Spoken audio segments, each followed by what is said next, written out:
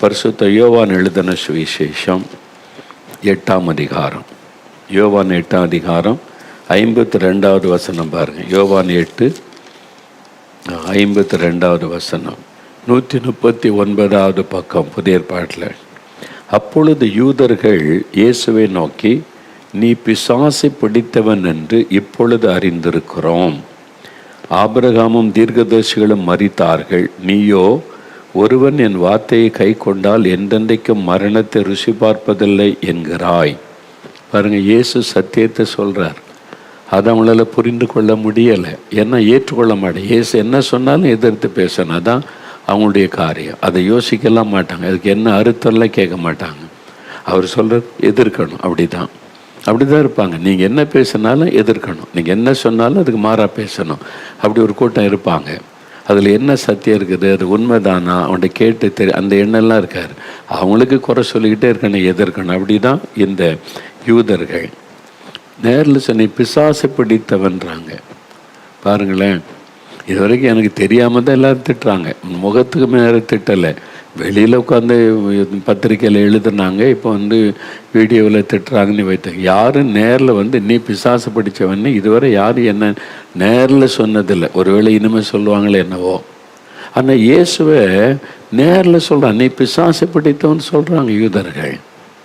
அவர் பிசாசு பிடித்தவங்களுக்கு விடுதலை கொடுக்குறாரு, சப்பானியை நடக்க வைக்கிறார், குருடற்பார். இதெல்லாம் பற்றி அவனுக்கு எண்ணமே கிடையாது. இவ்வளோ ஜனங்க நன்மை பெறாங்களே, சந்தோஷப்படுறாங்களே, இந்த அற்புதெல்லாம் இந்த சிந்தையே அவங்களுக்கு இல்லை. அதை ஏற்றுக்கொள்ளுகிற மனதில் இல்லை. இயேசுவை நம்ம விரோதிக்கணும், இவரால் நமக்கு பாதிப்பு, அதனால் இவரை வெறுக்கணும், அவர் என்ன செஞ்சாலும் எதிர்க்கணும். அதுதான் நம்ம ஆளுங்கட்சி எதிர்கட்சிகள் அரசியலில் இவங்க என்ன செய்தாலும் எதிர்ப்பாங்க. அதில் என்ன நன்மை இருக்குன்னு பாராட்டலாம் வேணும், இல்லை என்ன செஞ்சாலும் எதிர்த்துக்கிட்டே இருக்கணும், திட்டிக்கிட்டு. அதே மாதிரி தான் இன்றைக்கி சபைக்குள்ளேயும் இருக்கிற கிறிஸ்தவ மக்கள் மத்தியிலையும் பார்க்க முடிகிறது. நேரில் சொல்ல பிசாசு பிடித்தவன். அதுக்கு அடுத்த எக்ஸ்ட்ரீம் போகிறாங்க. 59வது வசனம் பாருங்கள். அப்பொழுது அவர் மேல் கல் எரியும்படி கல்லுகளை எடுத்து கொண்டார்கள். இயேசுவை கல்லெறிந்து கொல்லன்னு கல்லெல்லாம் எடுத்துட்டாங்க. அவர் என்ன தப்பு பண்ணார் சொல்லுங்கள்? நன்மை தான் செய்தார், மக்களுக்கு விடுதலை கொடு. எல்லாரும் இயேசுவை புகழ்கிறாங்க, அதுதான் அவங்களுக்கு பிரச்சனையே. அதனால் கல் எடுக்கிறாங்க, அவரை கொல்லணும் என்பதற்காக கல் எடுக்கிறாங்க. யோவான் 7ஆம் அதிகாரம் 12ஆம் வசனம் பாருங்கள். யோவான் 7ஆம் அதிகாரம் 12வது வசனம். ஜனங்களுக்குள்ளே அவரை குறித்து முறுமுறுப்பு உண்டாயிற்று. இப்போ ஜனங்கள் மத்தியில் இயேசுவை பற்றி பேசுகிறாங்க. முறுமுறுப்பு உண்டாயிற்று. சிலர் அவர் நல்லவர் என்றார்கள், வேறு சிலர் அப்படி அல்ல, அவன் ஜனங்களை வஞ்சிக்கிறவன் என்று சொல்லி கொண்டார்கள். இந்த ரெண்டுமே இருக்கும். நீங்கள் ஊழியம் செய்தால் ரெண்டுமே இருக்கும். ஒன்று நல்ல ஆள், நல்ல ஊழியம் செய்கிறாங்கப்பாங்க. ஒரு கூட்டம் சொல்ல வஞ்சிக்கிறவன், ஏமாற்றுகிறவன், பணத்துக்காக எல்லாத்தையும் செய்கிறவன் அப்படி சொல்லுவாங்க. ரெண்டுமே இருக்கும். இயேசு கிறிஸ்து ரெண்டையுமே பார்த்தவர். இதுதான் வாழ்க்கை, இதுதான் ஊழிய பாதை, இதுதான் கிறிஸ்தவ வாழ்க்கை. நல்ல உங்கள் வீட்டுக்குள்ளே இருப்பாங்க. நீங்கள் நல்லா ஜெபிக்கிறீங்க, பைபிள் வாசிங்க, ரட்சிக்கப்பட்டீங்க. ஒரு சிலர் நல்லா இவங்க ஜெபிக்கிறன்னு தான் நமக்கு ஆசீர்வாதம்பாங்க. அதே ஒரு சிலருக்கு உங்களை பிடிக்காதவங்க வீட்டுக்குள்ளே இருப்பாங்க. ஆமாம், இவங்க ஜெபம் பண்ணி தான் நம்ம வீடே மோசமாக போச்சு அப்படி சொல்கிறவங்களும் இருப்பாங்க. உங்கள் வீட்டில் இருப்பாங்க, உங்கள் தெருவில் இருப்பாங்க, உங்கள் ஊருக்குள்ளே இருப்பாங்க. ஆமாம், பொறாமையினால் நீங்கள் உங்களை பற்றி பேசிக்கிட்டே இருப்பாங்க. நீங்கள் பேச பேச ஆண்டவரை துதிக்கணும், நீங்கள் பாக்கியவான் பாக்கியவதி, அவ்வளோதான். இயேசுவை பற்றி அப்படி வஞ்சிக்கிற ஒரு கூட்டம் அப்படி சொல்கிறாங்க, ஒரு கூட்டம் இப்படி. இந்த ரெண்டுமே இருக்கும். பவுலுடைய ஊழியத்தையும் பாருங்களேன். அவர் ஊழியம் செய்யும்போது ஒரு கூட்டம் அந்த வசனத்தை ஏற்றுக்கொண்டு மனதின்மை ரட்சிக்கப்பட்டாங்க, ஒரு கூட்டம் எதிர்த்தாங்க இயேசுவின் நாட்களில். இதே மாதிரி தான் ஊழியம் செய்து வந்த எல்லா பழைய ஊழியர்களுடைய லைஃப் ஹிஸ்டரி பாருங்கள். பில்லி கிரஹாம் எடுங்க, ஓரல் ராபர்ட் எடுங்க, டிஎல் ஆஸ்பான் எடுங்க. மிஷினரிகளுடைய ஊழியம் ஒரு கூட்டம் அங்கே சப்போர்ட்டாக பேசுவாங்க, ஒரு கூட்டம் எதிர்ப்பாங்க, பரிகாசம். இது எல்லா ஊழியத்திலும் நடக்கிற ஒரு விஷயம். ஊழிய பாதையில் கடந்து வந்த எல்லாருடைய லைஃப்லேயும் நீங்கள் பார்க்க முடியும். நீங்கள் மட்டும் விதி விலக்கு கிடையாது. அதனால் ஒரு கூட்டம் உங்களால் ஆசீர்வதிக்கப்பட்ட மகிழ்ச்சியோடு துதித்து உற்சாகப்படுத்துவாங்க, ஒரு கூட்டம் பரிகாசம் பண்ணுவாங்க, கேலி பண்ணுவாங்க. இந்த சூழ்நிலையில் நம்ம ஜெயிக்கணும். அது எப்படி பாருங்கள். பிசாசு பிடித்தவன்றாங்க, கல்லெறிந்து கொல்லணுன்றாங்க, வஞ்சிக்கிறவன் அப்படின்னு பேசுகிறாங்க. யோவான் 7:1 பாருங்க. இவைகளுக்கு பின்பு யூதர்கள் இயேசுவை கொலை செய்ய வகை தேடினபடியால், இயேசுவை கொலை செய்யணும், கல்லெறியணும்னு சொன்னாங்க, கொல்லணும், அவர் கொலை செய்வதற்கு வகை தேடுறாங்க. யார் இவங்க? யூதர்கள், வேதபாரகர், பரிசேயர், பைபிளில் பழைய ஏற்பாடை வச்சு கொண்டு நாங்கள் தான் வசனத்தின்படி நடக்கிறோன்னு சொல்கிறாங்க. வசனத்தில் என்ன இருக்குது? கொலை செய்யாதிருப்பாயாக இருக்குல்ல, அவன் கையில் வச்சிருக்க பைபிளில். ஆனால் அந்தக்கெல்லாம் செவி கொடுக்க மாட்டான். கொலை செய்யாதிருப்பாயாகன்னு இருக்குது. இயேசுவை கொலை செய்ய தேடுறது பார்க்க எப்படியெல்லாம் பண்ணுறாங்கன்னு. இதுதான் இன்றைக்கு உலகத்திலே நடக்கும். இயேசுக்கு நடந்தபடி தான் நமக்கு நடக்கும். என்ன, அவர் தான் நமக்கு முன்னால் நடந்து அவர் அடிச்சுவட்டை ஆண்டவர் உண்டாக்கி வைத்து பாதையை உண்டாக்கி வைத்துட்டு போயிருக்கிறார். என் பாதடியில் இந்த அடிச்சுவட்டில் நடந்து வாங்கன்னு சொல்லி இதுதான் நடக்கும் என்பதாய் பார்க்கிறோம். யோவான் 8:48 பாருங்கள். யோவான் 8:48 பாருங்கள். அப்பொழுது யூதர்கள் அவருக்கு பிரதியுத்தரமாக, உன்னை சமாரியன் என்றும் பிசாசு பிடித்தவன் என்றும் நாங்கள் சொல்லுகிறது சரிதானே என்றார்கள். பார்த்தீங்களா, நேரில் சொல்ல, நீ சமாரியன், நீ பிசாசு பிடி. சமாரியர்கள்னால் அவங்க யூதர் இல்லை, அவங்க சமாரியர்களை ஜாதி பார்த்து ஒதுக்குவாங்க. இந்த யூதர்கள் அவங்க கலப்படம், அவங்க யூதர்கள் கிடையாது. இயேசுவை ஜாதி பார்த்து ஒதுக்குறாங்க. சமாரியன், நீ பிசாசு பிடித்து, என்னெல்லாம் இயேசுவை காயப்படுத்தி இருக்கிறாங்க பாருங்கள்.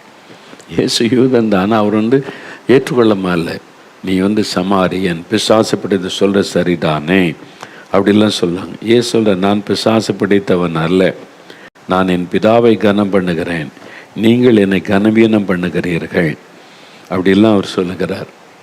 நான் எனக்கு மகிமை தேடுகிறதில்லை, அதை தேடி நியாயம் தீர்க்கிற ஒருவர் இருக்கிறார் அப்படிலாம் ஆண்டவர் அப்புறம் அவங்க பேசுகிறார். அவங்க மேலே கோபப்படலை, எரிச்சல் படலை, கோபத்தோடு பேசலை. அவர் ஜெயிக்கிறார். ஒவ்வொரு சோதனையும் ஜெயிக்கிறார். மனிதரால் வரக்கூடிய சோதனைகள், நெருக்கங்களை அவர் ஜெயிக்கிறார்.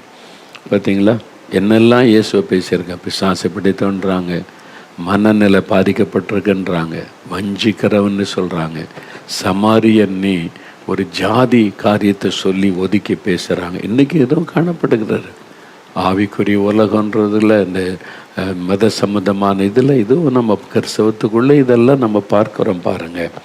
அப்போ இதெல்லாம் அன்றைக்கு இயேசு கிறிஸ்து சந்தித்த பிரச்சனைகள். அப்போ இதை எப்படிங்க இதெல்லாம் சமாளிக்கிறது? இயேசு எப்படி இதை மேற்கொண்டார் அப்படின்னா, 1 பேதுரு 2:23 1 பேதுரு 2:23 எடுங்க. 319 பக்கம் எடுத்துட்டிங்களா? அந்த வசனம் என்ன சொல்லியிருக்கிறாரு? இயேசு வையப்படும் போது பதில் வையாமலும், பாடுபடும் போது பயமுறுத்தாமலும், நியாயமாய் தீர்ப்பு செய்கிறவருக்கு தம்மை ஒப்புவித்தார். பாருங்க, இயேசு வையப்படுகிறார். திட்டுறாங்க அவரை, பிசாசு பிடித்தவன்றாங்க, மெண்டல்ன்றாங்க, நீ சமாரியன்றாங்க, பரிகாசமாக பேசுகிறாங்க, அப்படி அவரை திட்டுறாங்க. அப்படி வையப்படும் போது பதில் வையாமலும், அவர் பதிலுக்கு திட்டலை, அமைதியாக இருந்தார்.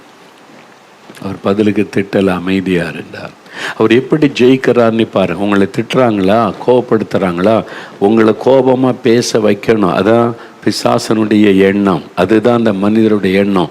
நீங்கள் இன்னும் கோபமாக பேசினா அதை வச்சு இன்னும் நிறைய வீடியோ போடலாம், அதை வச்சு இன்னும் நிறைய பணம் சம்பாதிக்கலாம். அதுதான் அவங்களுடைய நோக்கம். அவங்களுக்கு சரிப்படுத்தி போன கிறிஸ்தவ உலகத்தையே நல்லதாக்கணும், அதெல்லாம் நோக்கம் கிடையாது. அதை வச்சு காசு சம்பாதிக்கணும், அவ்வளோதான். அதனால் கோவப்படுத்துகிற மாதிரி தான் பேசுவாங்க, எரிச்சல் படுத்துகிற மாதிரி தான் பேசுவோம், பொய்யானதை தான் பேசுவாங்க. அப்படி பேசும்போது இயேசு பதிலே பேசலை, அமைதியாக இருந்தார். குற்றம் சொல்கிறாங்க, குறை சொல்கிறாங்க. பிலாத்துக்கு முன்னால் போய் நின்று அவர் விசாரிக்கும் போது இயேசு ஒன்றுமே பதில் பேசாமல் அமைதியாக இருந்தார். அதுதான் அந்த பிலாத்துக்கு ரொம்ப ஆச்சரியமாக இருந்தது. எல்லோரும் தனக்காக வாதாடுவாங்க, நான் குற்றம் செய்யலை, தன்னுடைய விடுதலை. இயேசு ஒன்றுமே அவர் வாதாடலை, அமைதியாக இருந்தது தான் பிலாத்து ஆச்சரியப்பட வைத்தார். அமைதி பதில் பேசாதங்க, பதிலுக்கு பதில் பேசாதங்க. குடும்பம் ஏன் பிரியுது? கணவன் பேசுகிற மனைவி பதிலுக்கு பதில் பேசுறது. அமைதியாயிருங்க, சண்டை வராது. 2 பேர் பேசினா தான் சண்டை. ஒருத்தர் அமைதி ஆயிட்டீங்கன்னா கொஞ்ச நேரத்தில் அது இல்லாமல் காணாமல் போயிடும். அதுதான் ஆவிக்குரிய உலகத்தில் பதிலுக்கு பதில். அப்படி நான் பேசிடுறேன் அப்படின்னா இயேசு அமைதியாக இருந்தார். பாடுபடும் போது பயமுறுத்தாமலும். பாடு வருது, இயேசு சிலுவையில் அறைக்கும்னால வாரினால் அடிக்கிறாங்க ரோமர்கள், அவங்களுக்கு தெரியாது. ஆனால் இயேசு மரித்தோரை எழுப்பினவர், கடலின் மீது நடந்தவர், பலத்த அற்புதம் செய்தவர், அதெல்லாம் அவங்க கேள்விப்பட்டிருப்பாங்க. கட்டாயம் அவங்களுக்கு தெரிஞ்சிருக்கும். இப்போ இயேசு மாத்திரம் நின்று எளிமை நின்று என் மேலே கை வச்சு பாரு, என்ன நடக்கும் நீ பாரு, உன் கையே செயல்படாமல் போயிருன்னு சொல்லியிருந்தா நடந்திருக்கும்ல. இயேசு சொன்னால் நடக்கும்ல. எவனாரு பக்கத்தில் போயிருப்பான்னா நினைக்கிறீங்க? தொடாதப்பா, அவர் கடல் மேல் நடந்தவர், செத்தவங்களை உயிரோடு எழுப்பி இருக்கிறாருப்பா. பிறவி குருடர்கள் அவர் சொன்ன உடனே கண்ணு திறந்திருக்குப்பா, சொன்னபடி நடந்துரும், பக்கத்திலே போகாதன்னு சொல்லி பயந்து. ஆனால் இயேசு பயமுறுத்தலை. நான் ஜெபம் பண்ண என்ன நடக்கும் தெரியுமா உனக்கு அப்படிலாம் சிலர் பேசுவாங்க. பயமுறுத்தாதங்க. அப்போ பாடுபடும் போது யாரையும் அவர் பயமுறுத்தலை. அவர் வையப்படும் போது பதில் வையல் அமைதியாக இருந்தார். அவர் அமைதியாக இருந்தார். இயேசு அப்படித்தான் ஜெயித்தார். இந்த பிரச்சனையை, போராட்டத்தை அமைதியினால் அவர் ஜெயித்தார்.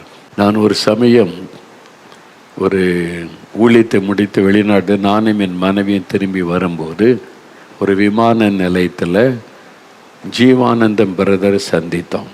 நல்ல தெய்வ மனிதன், தெரியல, ஜீவானந்தம் பிரதர். டிஜேஸ் தினகரன் ஜீவானந்தம் சேர்ந்து தான் முழுகிற ஜபம் ஆரம்பித்தாங்க.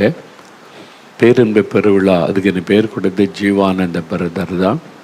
அந்த காலத்தில் எழுப்புதலுக்கு வித்திட்டவர்கள். அந்த 2 பேரில் ஒருவர் ஜீவானந்தம் பிரதர். நாங்கள் பிரசந்த கேட்க எங்கெங்கேயோ போயிருக்கிறோம். சென்னையிலேருந்து நாங்கள் சைக்கிள்லே போய், நல்ல தெய்வ மனிதர். அவங்க மூலமாக பிசாசுகள் ஓடும், அற்புதங்கள் நடக்கும். கர்த்தர் வல்லமையை பயன்படுத்தினவர். நால்மாடிக்கெல்லாம் வந்திருக்கிறாங்க, நம்ம ஊழியத்தில் கேம்புக்கெல்லாம் வந்திருக்கிறாங்க. அப்போது ஒரு நாள் நாங்கள் விமான நிலையத்தில் சந்தித்து நிறைய டைம் இருந்துச்சா பேசி கொண்டு இருந்தோம். அப்போ ஜீவானந்த பிரதர் சொன்னாங்க, அவங்க ஊழிய பாதையில் பாடுகள் அதை பற்றி சொன்னாங்க. எப்படி போகிற இடத்துல பாடுகள் நடந்தது, உபத்திரம் வந்தது, கல்லை தூக்கிலாம் கூட்டத்துக்கு விரோதமாக எரிஞ்சாங்க, பேசினாங்க, திட்டினாங்க. பேசிட்டு அவங்க சொன்னாங்க, தம்பி இதெல்லாம் நடக்கும், ஆனால் நம்ம பதிலே சொல்லக்கூடாது. அவன் சொன்ன பதிலே பேசக்கூடாது. மனிதர்கள் எழும்புவாங்க, நம்மளை கோபப்படுத்துகிற மாதிரி பேசுவாங்க, செய்வாங்க, எல்லாமே அவமானப்படுத்துகிற மாதிரி. நம்ம பதிலே பேசக்கூடாது, அமைதியாயிடணும் அப்படின்னு சொன்னான். அந்த அமைதி, இயேசு பல சமயங்களில் அமைதி, சில இடத்துல பதில் சொல்லி ஜெயித்தார். இது எதனால், எந்த அதிகாரத்தினால் இதை செய்கிறீன்னு கேட்டாங்க. சரி, நானும் ஒரு கேள்வி கேட்குறேன். யோவான் கொடுத்த ஞானஸ்தானம் இதனால் தேவனால் வந்ததா மனுஷரால் வந்த சொல்லுங்க? பதில் சொல்ல நடுங்கிட்டாங்க. மக்கள்லாம் பார்த்துட்டு இருக்காங்கல்ல, பிரச்சனை ஆகிரும். இயேசு சில சமயம் சரியான பதில், சரியான கேள்வி கேட்டு ஜெயித்தார். சில சமயம் அமைதியாகி ஜெயித்தார். 2மே இருக்கிறது. அமைதியாகி ஜெயிக்கிறது இருக்கிறது, கேள்வி கேட்டு ஜெயிக்கிறதும் இருக்கிறது. பார்த்தீங்களா? அப்படி அந்த மாதிரி ஆண்டவர் நம்மை நடத்துவார், ஆவியானவர் நம்மை வழி நடத்துவார். அதை நம்ம கரெக்டாக நம்ம பின்பற்றி போனால் நம்ம ஜெயித்து விடலாம். அதான் முக்கியம். ஒரு சமயம் நம்ம அநேக ஆண்டுகளுக்கு முன்னால் ஒரு ஜனவரி மாதம் தேவன் வாக்குத்தத்தம் கொடுப்பாலாம் பேசும்போது, எனக்கு பர்சனலாக என்ன வாக்கு கொடுக்குறீங்க ஆண்டவரே அப்படின்னு காத்திருந்து ஜெபிச்சேன். அப்போ மக்களுக்கு சொல்கிறதுக்கு ஒரு வாக்குத்தத்தம் கொடுத்தீங்க, எனக்கு பர்சனலாக நீங்கள் என்ன சொல்கிறீங்கன்னு காத்திருந்து ஜெபித்தேன். அப்போ ஆண்டவர் என்னை சந்தித்தார். சொன்னார், இதுவரைக்கும் நடந்துராத, நீ பார்த்துராத ஒரு நிந்தை நெருக்கம் உனக்கு வரும் இந்த வருஷத்தில். அதான் ஆசீர்வாதம், வாக்குத்தத்தம் பாருங்கள். இதுவரை நீ கண்டிராத உபத்திரவ நெருக்கம் உனக்கு வரும். அதில் நீ சோர்ந்து போகாத. அதுக்கு பிறகு நான் ஊழியத்தில் விசேஷமான ஆசீர்வாதத்தை உனக்கு தருவேன். வாக்குத்தத்தம். சரி ஆண்டவரேன்னு சொல்லிட்டேன். இந்த மாதிரி வரும்னு தெரியாது.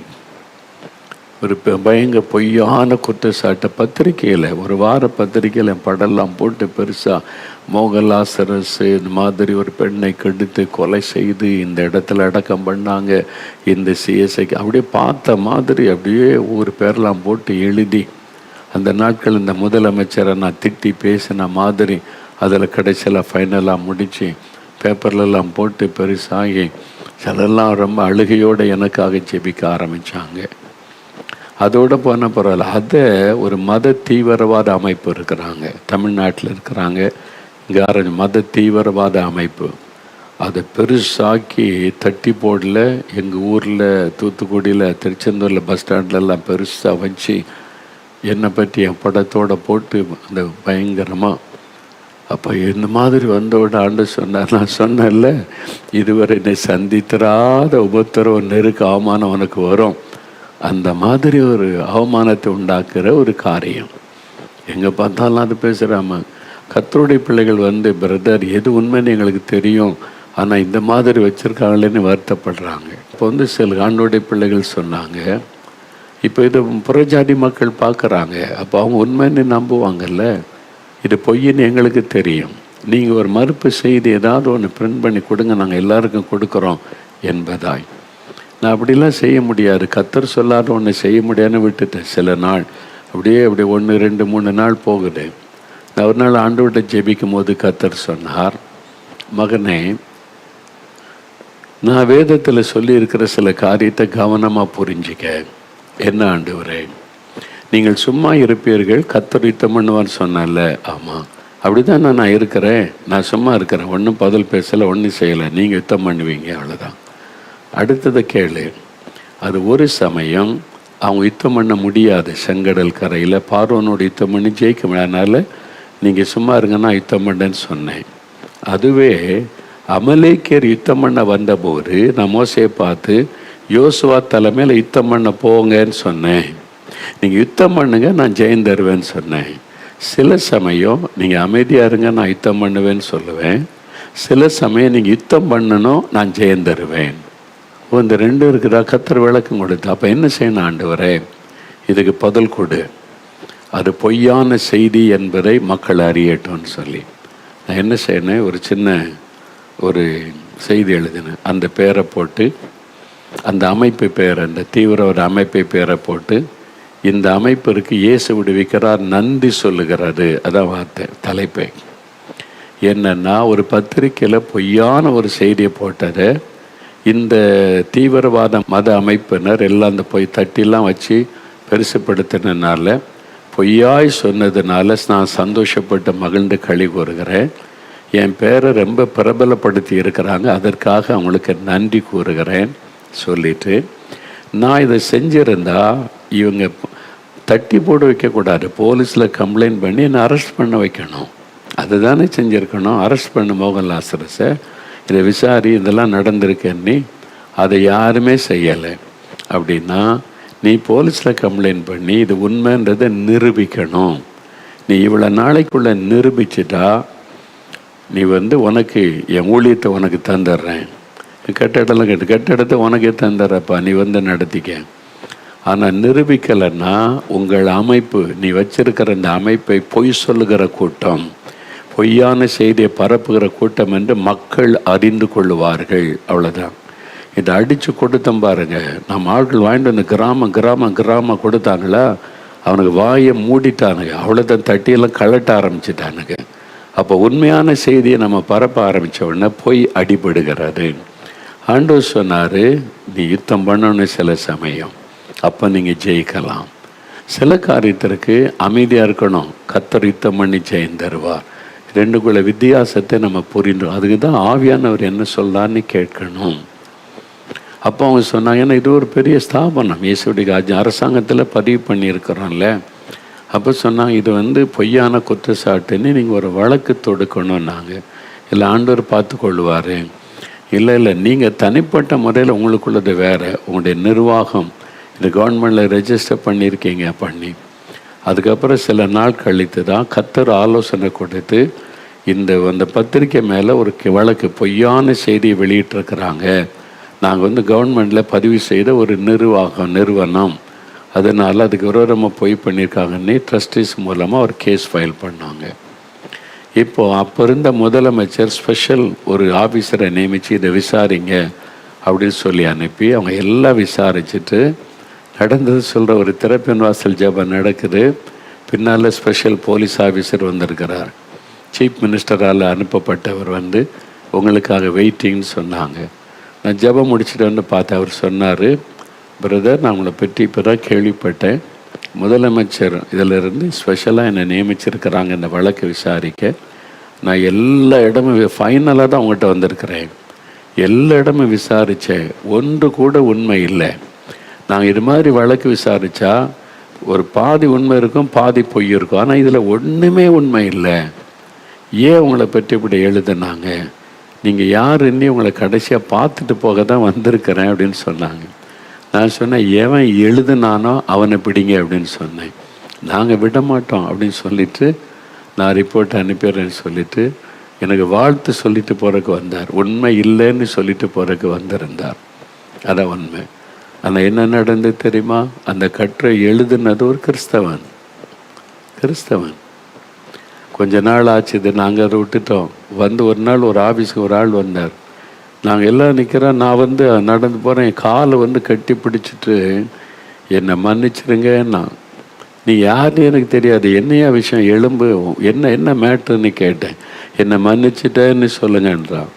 சரி, மன்னிச்சுட்டு, நீ யாருன்னே தெரியாது, என்னன்னு கேட்டா, அந்த பத்திரிக்கையில் ஒரு கட்டுரை வந்தது, நான் தான் எழுதினேன், பணத்துக்காக நான் எழுதிட்டேன், என்னை போலீஸில் காட்டி கொடுத்துறாருங்க, என்ன முதலமைச்சரை பற்றியும் எழுதிட்டேன்னா என்னை பிடிச்சா என்னை கொன்னுருவாங்க அப்படின்னு.